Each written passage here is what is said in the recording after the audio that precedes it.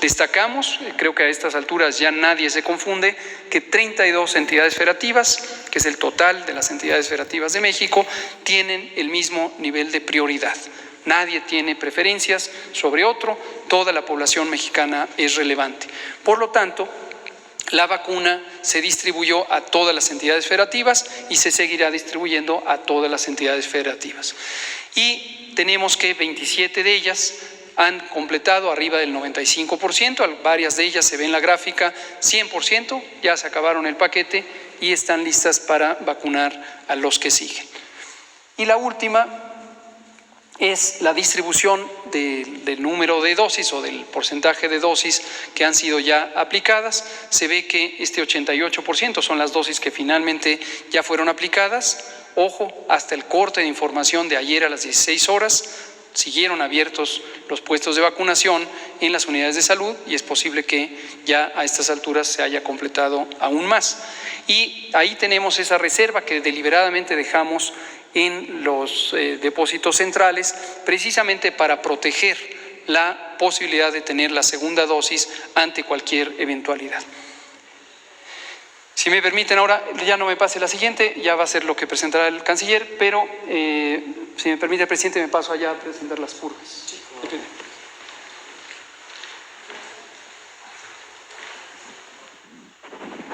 Antes de presentar las curvas y terminando con el tema de vacunación, comento en términos generales lo que hemos venido explicando, la panorámica del plan de vacunación.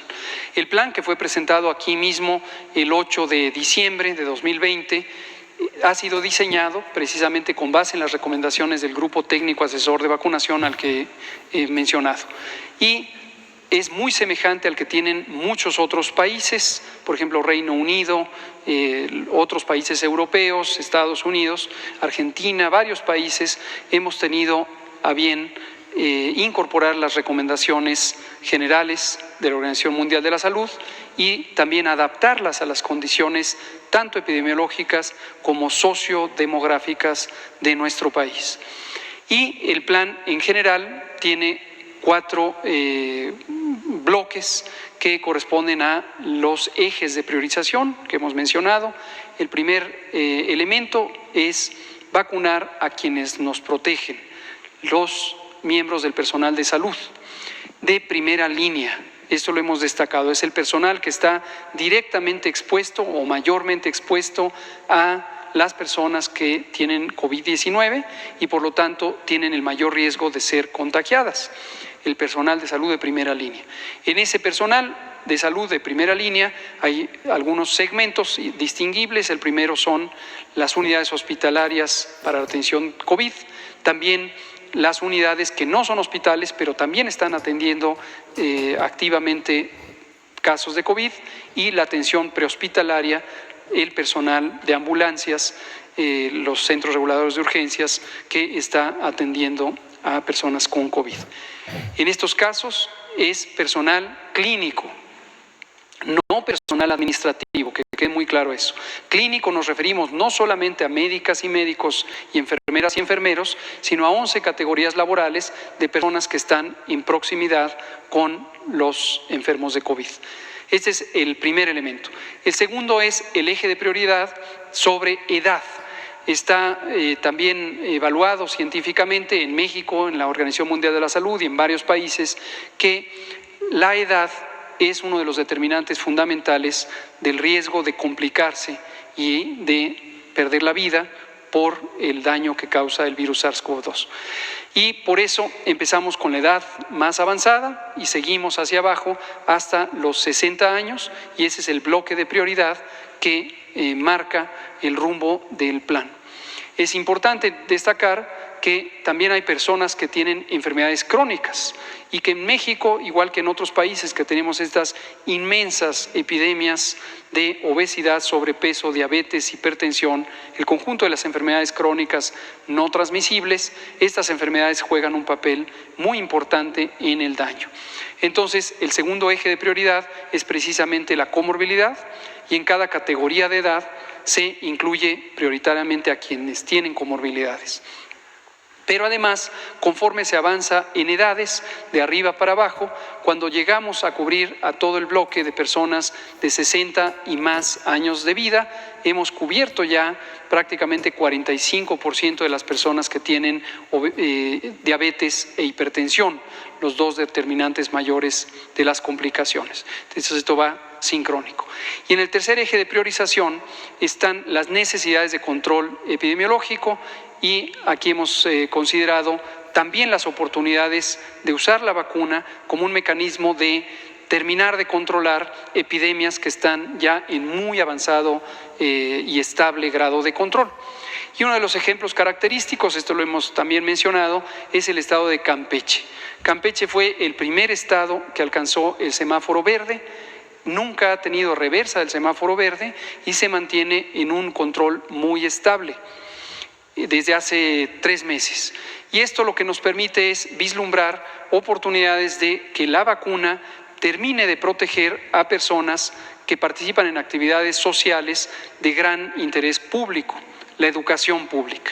Y venimos comentando también que se puede utilizar la vacuna para proteger al personal escolar, que permitiría empezar a abrir las escuelas, que solamente se abren con semáforo verde, de acuerdo a lo estipulado. Entonces, parte de la vacunación que ahora llegará también puede ser utilizada, y así se va a utilizar, para vacunar a cerca de 20,000 personas del sistema educativo del estado de Campeche, lo cual ya permitiría empezar la preparación más acelerada hacia la apertura escolar en este estado. Por supuesto, esto será detalladamente conversado con el gobernador Aiza, su secretario de Salud, el doctor González, y todo el equipo, y conjuntamente con la Secretaría de Educación Pública. Pero esto muestra cómo la vacuna no solamente es un instrumento pensado desde la salud, sino pensado desde la actividad social. Otros países han incorporado también explícitamente al personal educativo. Argentina, por ejemplo, que acabamos de visitar para una misión específica, tiene en su plan de vacunación al personal educativo. Vámonos ahora sí con las entidades federativas.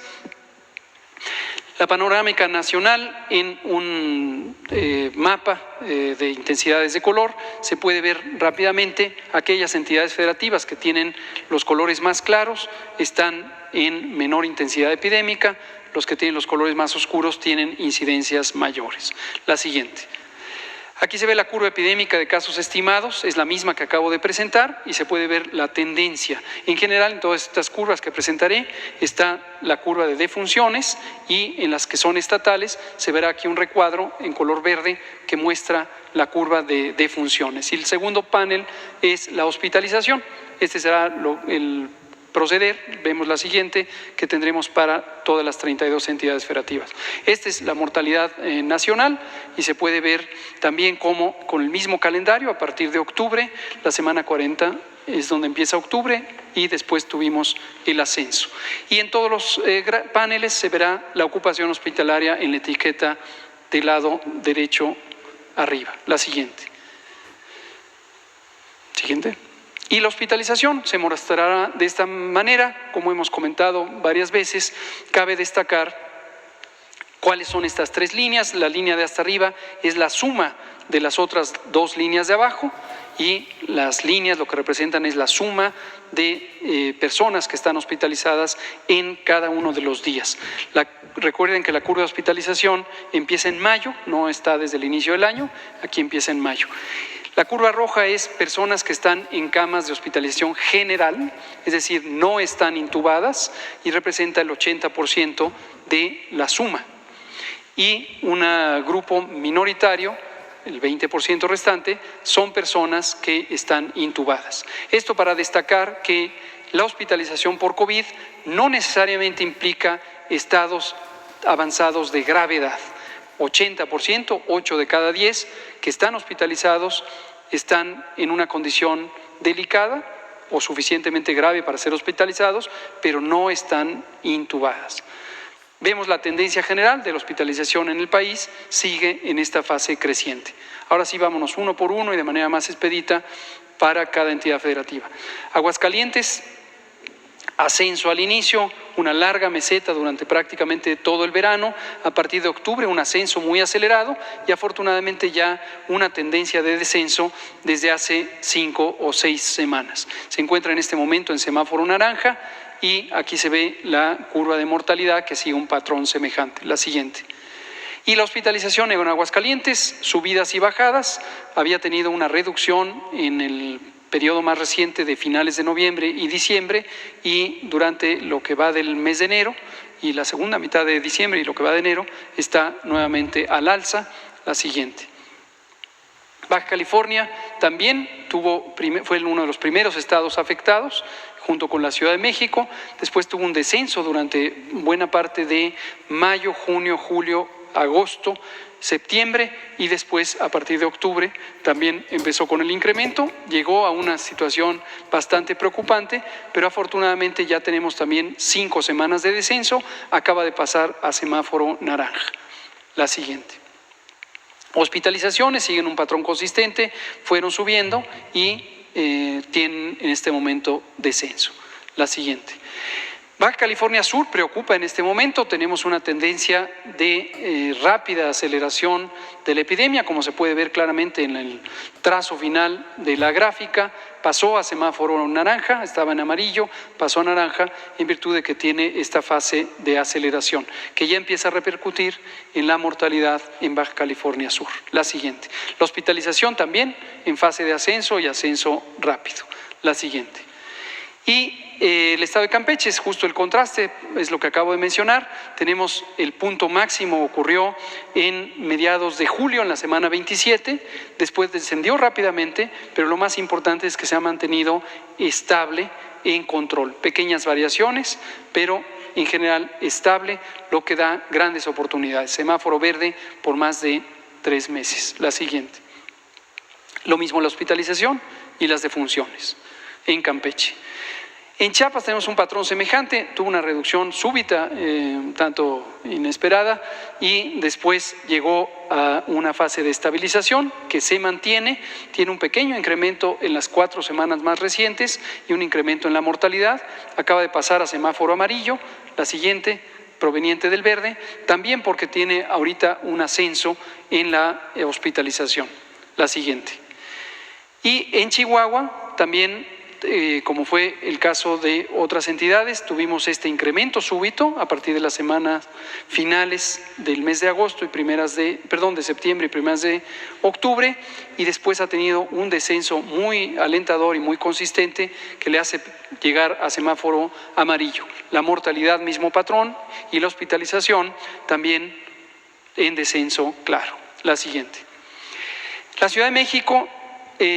Siempre que hablamos de la Ciudad de México, de Guadalajara y de Monterrey, destacamos que las ciudades grandes, las zonas metropolitanas grandes, tienen los retos más grandes de control epidémico.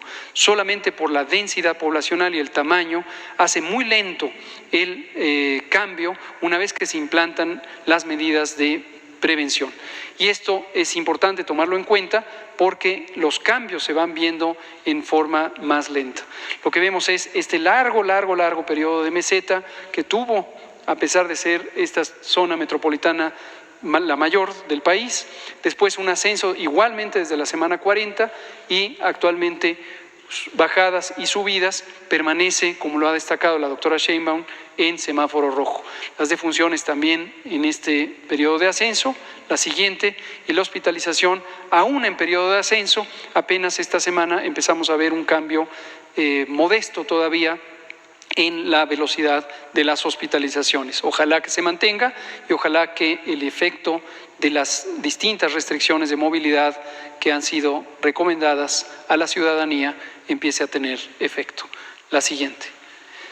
El estado de Coahuila también un punto de bajada,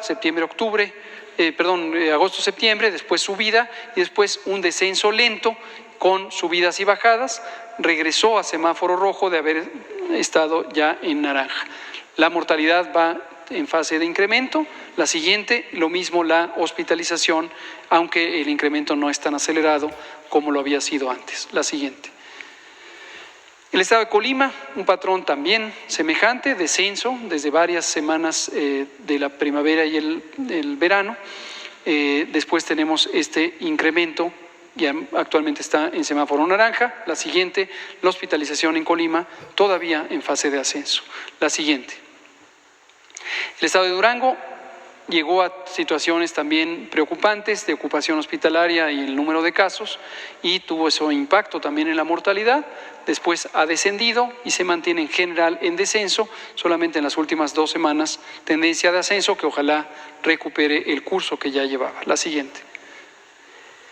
Lo mismo la hospitalización, descenso, y en las semanas más recientes ascenso. La siguiente.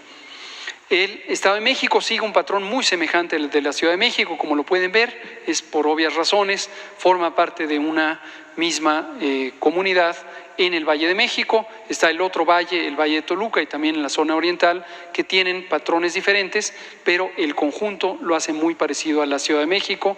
La siguiente.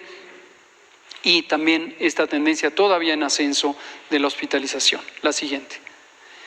Guanajuato también está en semáforo rojo porque ha seguido en ascenso, tuvo un par de semanas de reducción y vuelve a estar en ascenso, y la mortalidad todavía en ascenso. La siguiente, la hospitalización también en ascenso. Entonces sigue en semáforo rojo. La siguiente. El estado de Guerrero también empieza ya muy aceleradamente a incrementar el número de casos. Esto impacta en la mortalidad, y en la hospitalización vemos también, en la siguiente, que va en acelerado crecimiento la epidemia. La siguiente. Hidalgo va, aunque no tan rápido, va en ascenso ya desde muchas semanas, desde que empezó octubre, no ha cambiado esa tendencia, pasa a semáforo rojo. La mortalidad también en ascenso y la hospitalización también en ascenso. Hablamos hace un par de semanas o 3, hablamos de la zona de la megalópolis. La megalópolis son 7 entidades federativas en torno al Valle de México que tienen más o menos la misma dinámica epidemiológica porque comparten una gran cantidad de flujos de población todos los días. La siguiente. Jalisco también en fase de ascenso y pasa a semáforo rojo. La mortalidad está en clara tendencia de ascenso. La siguiente, lo mismo que la hospitalización. Entonces también en Jalisco existe el reto de la zona metropolitana de Guadalajara y tardará más en tener una respuesta positiva. Es muy importante que se tengan las medidas de restricción o de reducción de la movilidad y que se amplíe la capacidad de detección en las comunidades. Esto es parte de las estrategias de salud pública que desde mediados del año pasado fueron implantadas. La siguiente. En Michoacán también tendencia a la alza, solamente una semana de reducción, aún está en semáforo naranja, ojalá que no lo pierda, y vean ustedes cómo hay fluctuaciones importantes de las defunciones en este momento en ascenso. La siguiente. Y la hospitalización en tendencia ascendente. La siguiente. Morelos, bastante obvio también, en un crecimiento muy acelerado, hay que tener mucho cuidado con reducir la movilidad en Morelos y ampliar la capacidad de detección comunitaria porque tenemos esta fase de ascenso igual que la hospitalización. La siguiente. Nayarit en una fase acelerada de ascenso, también importante que repercute en la mortalidad y desde luego en la hospitalización. La siguiente. Ahí se ve. Cuando decimos en especial de algunas entidades federativas es porque la proporción, el porcentaje de camas ocupadas se acerca importantemente al límite y eso impone la necesidad de hacer reconversiones. Entonces ahí donde hay eso es muy, muy importante tener mayor capacidad en las acciones de salud pública. La siguiente. Nuevo León en tendencia de ascenso, no es una tendencia tan acelerada, tan precipitosa, pero claramente es una tendencia de ascenso que arrancó desde el mes de agosto. Aquí no tuvieron la situación que tuvo el país y varias entidades de reducción en agosto-septiembre, sino que en general ha sido la trayectoria de ascenso hasta el momento. Por estar ahí, además una zona metropolitana tan grande como la de Monterrey, hay que tener especial cuidado. Pasan a semáforo rojo, la siguiente, su hospitalización en tendencia de ascenso. Y la capacidad hospitalaria llegando al límite, la siguiente. En Oaxaca, tendencia de ascenso, apenas una semana de una reducción importante, pero en general había tenido tendencia de ascenso, está en semáforo naranja. La siguiente, su hospitalización en fase de ascenso. La siguiente. Puebla lo mismo, había llegado a una muy importante reducción, pero desde la semana 40 en fase de ascenso, no tan acelerada como las entidades que ya mencioné, pero ciertamente en fase de ascenso, también en la mortalidad, la siguiente, y en la hospitalización, acercándose al límite, 79% de ocupación. La siguiente. En Querétaro lo mismo, rápido ascenso durante todo el otoño y pasa a semáforo rojo porque sus indicadores de mortalidad, principalmente la siguiente, y de hospitalización van en fase de ascenso acelerado. La siguiente. Quintana Roo, en cambio, ha sido alentador porque tuvo, semejante a los estados del sur, Campeche y Chiapas, esta reducción muy sostenida. Desafortunadamente, desde hace varias semanas se perdió, pasa a semáforo naranja para nuevamente poner algunas restricciones de la movilidad. La siguiente, su hospitalización levemente, lentamente en ascenso, todavía tiene muy buena capacidad hospitalaria, pero vale la pena reducir los contagios. La siguiente. San Luis Potosí, con fluctuaciones importantes durante todo el otoño y el invierno, en estas últimas 2 semanas en ascenso, no ha tenido tan importante repercusión en la mortalidad, aunque se mantiene todavía alta. La siguiente, y la hospitalización en rápido crecimiento. En general, hemos dicho, después del incremento de casos, 15 días después incrementan las hospitalizaciones y cerca de 21 días después aumenta la mortalidad en general. La siguiente. Sinaloa, con un largo trecho de descenso, apenas en las últimas 2 semanas empezó a incrementar. Ojalá se logre recuperar con las acciones de salud pública, reducir los contagios. La siguiente, su hospitalización también recientemente con un incremento. La siguiente. Sonora, el patrón que se ve. Llegamos al final del verano y empezó a subir. Afortunadamente recuperaron la tendencia ya de reducción en las últimas 4 semanas, parece ser una tendencia estable y también empieza a repercutir en el descenso de la mortalidad. La siguiente, y la hospitalización lentamente en incremento, pero ojalá que en la medida en que bajan los casos, bajarán las hospitalizaciones. La siguiente, Tabasco, patrón semejante al de Puebla, por ejemplo, bajó hasta llegar al otoño, empezó a subir y todavía mantiene tendencia a la alza. No hay una repercusión tan importante en la mortalidad, aunque va en tendencia de crecimiento. La siguiente, y la hospitalización lentamente va creciendo. La siguiente, Tamaulipas, un patrón muy semejante, como pueden ver, al que acabo de mencionar para Tabasco, aunque la velocidad de incremento no es tan grande en los casos ni en la mortalidad. La siguiente, ni en la hospitalización. La siguiente. Y Tlaxcala se disparó en este momento después de haber tenido también varias semanas de control durante el verano y a partir del otoño empezó a subir, pero concretamente desde el invierno empezó a subir muy rápidamente. Parte de la megalópolis pasó también a semáforo rojo y la hospitalización en aumento. La siguiente. Veracruz, ya casi para terminar, un patrón semejante al de Tabasco y al de Tamaulipas, aunque el incremento no es todavía tan alto. La siguiente, y la hospitalización en aumento. La siguiente. Yucatán, con descenso, después estabilidad con tendencia a la baja, no hay una repercusión importante sobre la mortalidad. La siguiente, y la hospitalización se mantiene estable. La última, Zacatecas, tuvo crecimiento y ahora va para abajo. Un par de semanas con retorno hacia la fase de ascenso, semejante a lo que pasa en Chihuahua, pero en general se ha mantenido en descenso. La siguiente, y su hospitalización aún en una fase general de descenso. La última imagen, vemos el semáforo de riesgo epidémico COVID, que tendrá vigencia del 18 al 31 de enero. Varias entidades pasaron a rojo, fueron ya señaladas. Tenemos Coahuila, Nuevo León, Jalisco, Guanajuato, Querétaro, Hidalgo, Ciudad de México, Estado de México, Morelos y Tlaxcala. Toda la megalópolis, más Jalisco, Coahuila y Nuevo León. Campeche en color verde y es muy alentador por todo lo que hemos comentado. Chiapas en amarillo, Chihuahua en amarillo, el resto en naranja. En resumen, la epidemia sigue activa en México, en el mundo, tiene subidas y bajadas, hay múltiples razones por las que la epidemia se comporta así.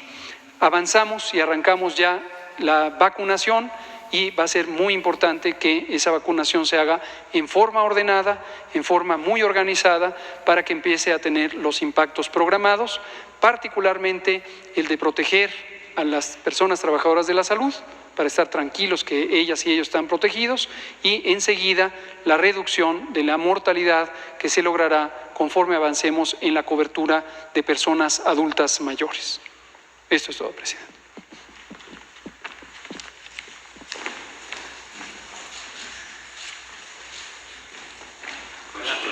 Señor presidente, señoras, señores, compañeros secretarios, subsecretario, y a quienes el día de hoy nos hacen el favor de dispensarnos su atención.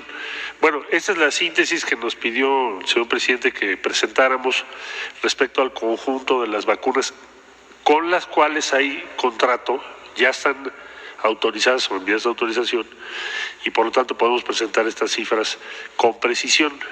Después, un poquito más tarde, les explico otras vacunas y COVAX. Este cuadro se preparó en conjunto con el doctor Hugo López-Gatell y su equipo, y también con la participación de la Secretaría de Hacienda, cuyo titular, Arturo Herrera, está a cargo de la negociación en estos momentos con Pfizer.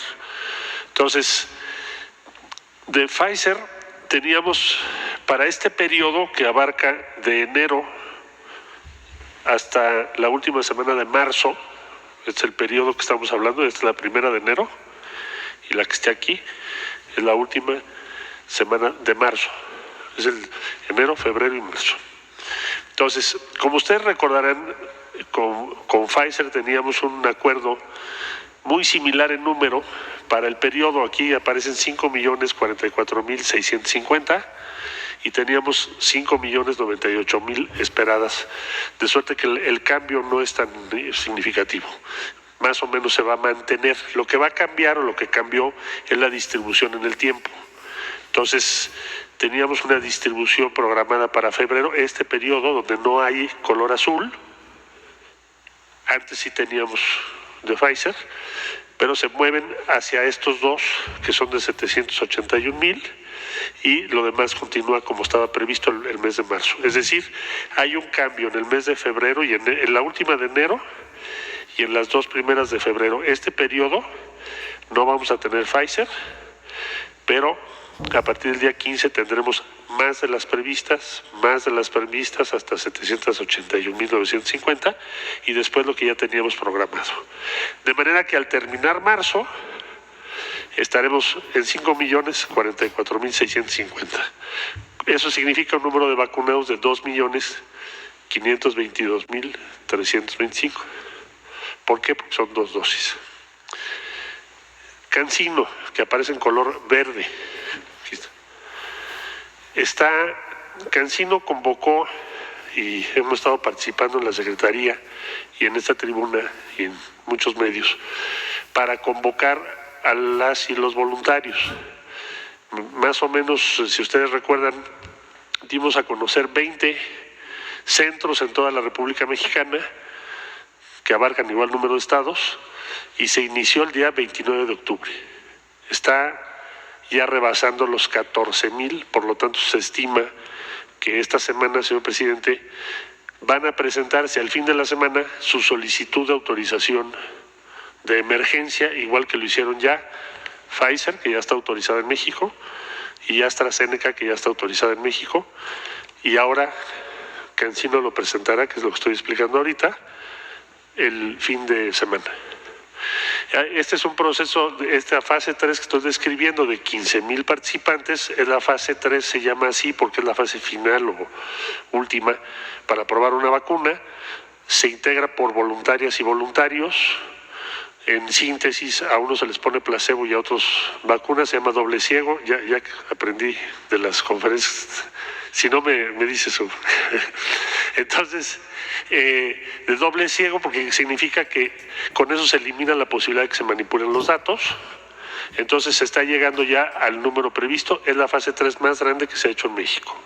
va a estar muy cerca de 15,000. Voluntarias, voluntarios, 20 centros, es pública la convocatoria, hay que llenar un cuestionario. Si alguien que nos está viendo quiere participar, en mi propio Twitter o de la Secretaría en la comunicación de la Secretaría puede encontrar todos los centros. Uno de ellos, por ejemplo, es el Instituto Nacional de Nutrición. Bueno, entonces Cancino tiene previsto 6,950,000 dosis en este periodo y el número de vacunados 6,950,000 porque es una sola dosis. Bueno, y entonces el día primero al 5 de febrero tenemos las primeras 50,000, del 8 al 12 de febrero las 50,000 siguientes, el día 22 al 26 de febrero 800,000 y en lo sucesivo 1,200,000 por semana. AstraZeneca, bueno, se formuló, como ustedes saben, con la participación de la Universidad de Oxford. Esta es la vacuna más económica en el mercado. Su objetivo no es lucro, por lo tanto es muy bajo. Su costo también es más bajo que otras tecnologías, hay tecnologías mucho más sofisticadas. En fin, eso ya lo presentamos aquí. Tiene autorización en México y tenemos programadas 2 millones de dosis, como son dos, es un esquema de 2 dosis, ponemos 1 millón de vacunados. Aparece, ahí lo ven en la última semana, que es el 29, esta semana arranca el 29 de marzo, y aquí está en color rojo las 2 millones de Astra. Recordarán ustedes que tanto Cancino como AstraZeneca se van a envasar en México. Se llama envasado y llenado final. Pfizer es importada, la estamos importando de Bélgica, vía Estados Unidos, el vuelo es a Cincinnati, México. Cancino, AstraZeneca, lo que vamos a recibir es lo que se llama el principio activo y ahí se inicia el envasado y llenado final. Esta semana recibiremos, como ya se los comentó el doctor López-Gatell, recibiremos el principio activo para el inicio de lo que será el envasado y llenado final de AstraZeneca. Va en tiempo y forma. Llenado involucra a un laboratorio que está en Argentina, como ustedes recordarán, que produce el principio activo, lo manda a México y aquí en México el laboratorio de Leomont hace el llenado y envasado final y de ahí se distribuye a México y a toda América Latina porque se acordó que así fuese. Tanto Argentina como México pensaron que eso sería lo mejor para toda América Latina. Bueno, Sputnik V, también se los refirió el doctor López-Gatell, esa negociación está a cargo de él y de su equipo en la Secretaría de Salud, incluso visitó recientemente Argentina para ese propósito, porque se está aplicando allá esa vacuna. Y esos son los números que se tienen: 7,400,000 dosis, con 3,700,000 vacunados. Aparece en color amarillo a partir del 25 al 29 de enero. Febrero se tienen estas previsiones. Estoy todavía en febrero, 250,000, los 4 semanas. Y después, para el mes de marzo, se tienen 1,200,000 por semana. Entonces, para sintetizar, Pfizer se produce fuera de México, lo traemos de Bélgica vía Estados Unidos, autorizada en nuestro país, obviamente. Cancino por autorizarse, terminando su fase 3 más amplia, que son 15,000.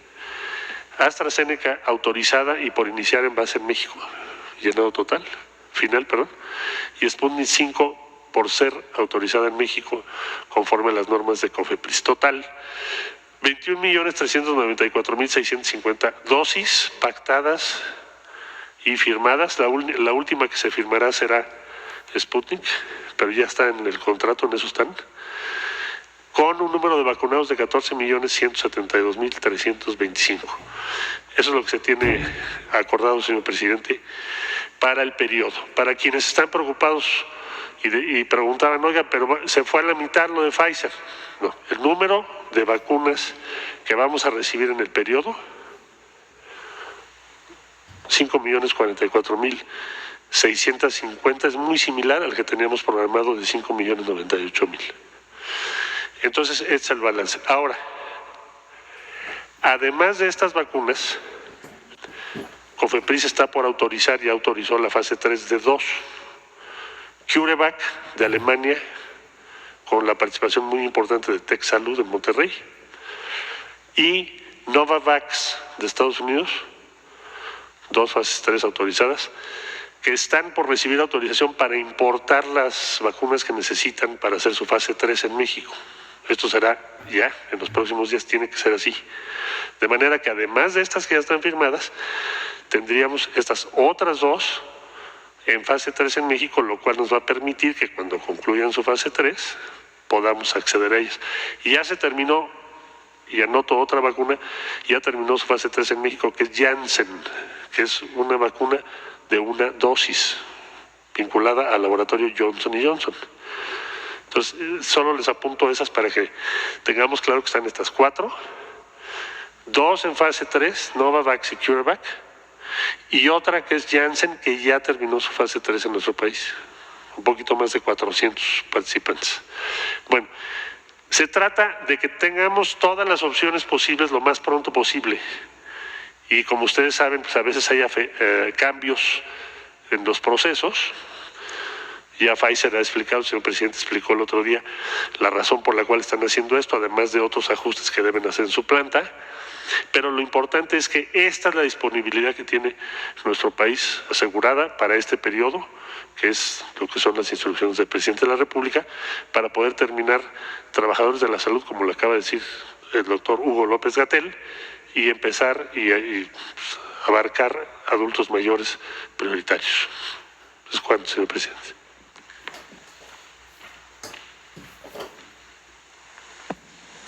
Pues vamos a abrir, ¿no?, para dudas. Hola, presidente, buenos días. Varias preguntas. Con estas imágenes de lo que estamos viendo y de lo que está ocurriendo en el Valle de México, la situación del Valle de México, es decir, Ciudad de México, Estado de México, este es el peor momento.